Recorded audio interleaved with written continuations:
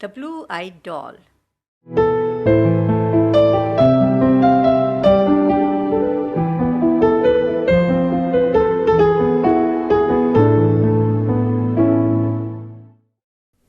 Chacha returned from England with the most beautiful doll in the whole world for Juhi. Her name was Sharon.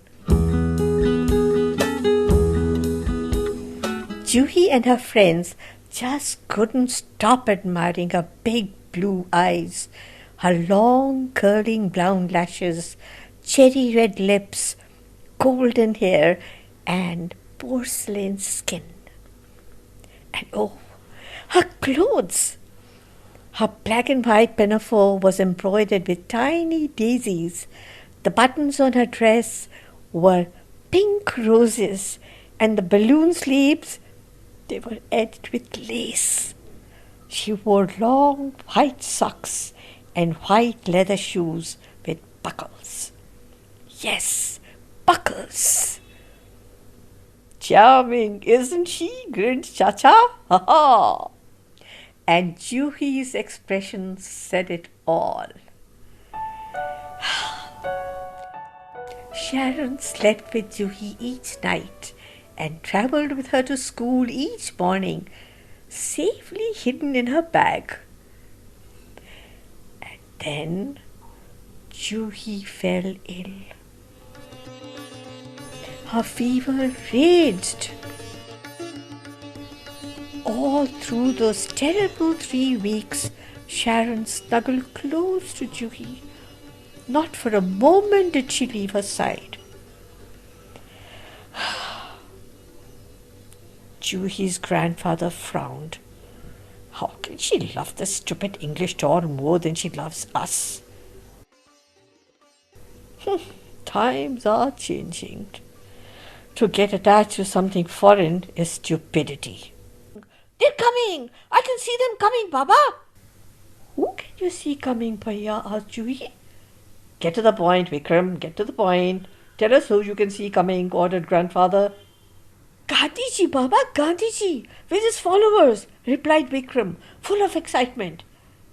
Everyone in our neighborhood is going to throw British goods into a huge bonfire. Can you hear them shouting? They're chanting, India for the Indians! And say yes to Swadeshi! Say yes to Khadi! Juhi's grandfather cleared his throat and spoke in measured tones.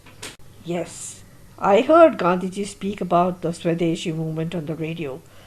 He wants us to boycott British goods. Cotton grown in India is sent to factories in England, where it is spun into cloth and made into vests, socks, and underwear. This gives jobs to the English. Then that very same hosiery is shipped back to India and sold to us at a very high cost. Juhi's father looked up from his newspaper. But that's unfair. The Tribune says that we should make our own cloth in our own factories. They are bleeding us. It is nothing short of exploitation.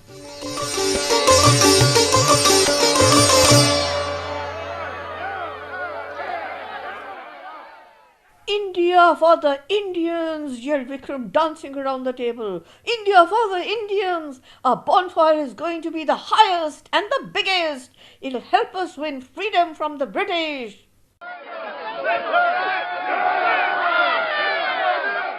Juhi's grandfather took off his coat. It was beautifully tailored, soft and comfortable, made in England by an expert tailor. It was hard to imagine him without it. For the bonfire, he said stoically. Juhi's mother brought out her imported chiffon saris. Her father gave his best shirts and 2 trousers, and her brother his tennis racket. The servants added a torch that had the label, Made in England. No sacrifice is too big or too small in our fight for freedom, said Juhi's grandfather. But where was Juhi? She was not to be seen. She's hiding! She's hiding! Shouted Vikram. Because she does not want to part with her doll, guessed her father. She'll have to! She'll have to! Shouted Vikram. Do not spoil Juhi. Teach her the meaning of personal sacrifice for a greater good. The door burst open. A horde of kids rushed in.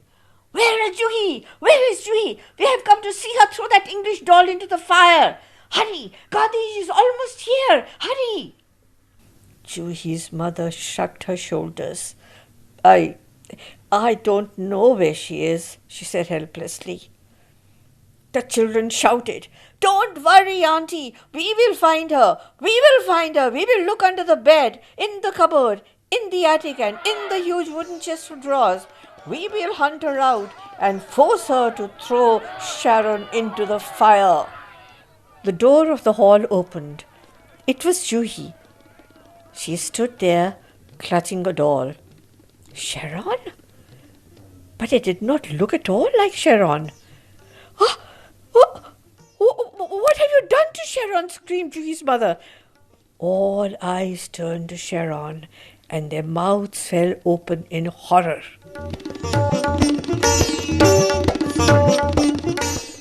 Sharon's beautiful dress had been taken off.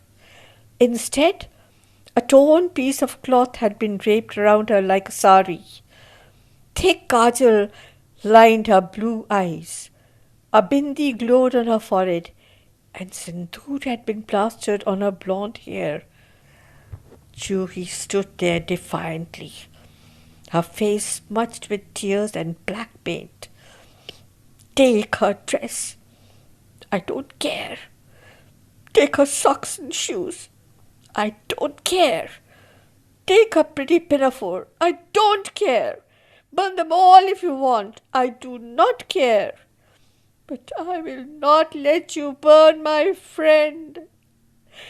Anyway, she's not English anymore. She's Indian. And her name is Sharanya. I protect her, not Sharon. What? What? The girl's gone mad. He's gone mad. Sharon is my friend and will always be. She will always be my friend. When my teacher scolds me, she cries with me and comforts me. When I was sick, she loved me and looked after me. Listen all of you. If you want her to burn, throw her into the fire and I will jump in with her too. No, child, you won't need to do that, said a gentle voice. It was the Mahatma. He had entered their home through the open door. Love is not confined to country, class, creed, or religion. It flows everywhere, uniting all, he said. And he hugged both Juhi and her little doll ever so tenderly. The story and illustrations of the blue-eyed doll were done by Kumkum Somani. Voice narration by Kamini Kaushal. Editing by Vidur Sood. Background score by Ranjit Makuni. Indian Sitar from Eternal Gandhi Exhibition. Western music from Flutes Music Together, produced by Parijat Gardens.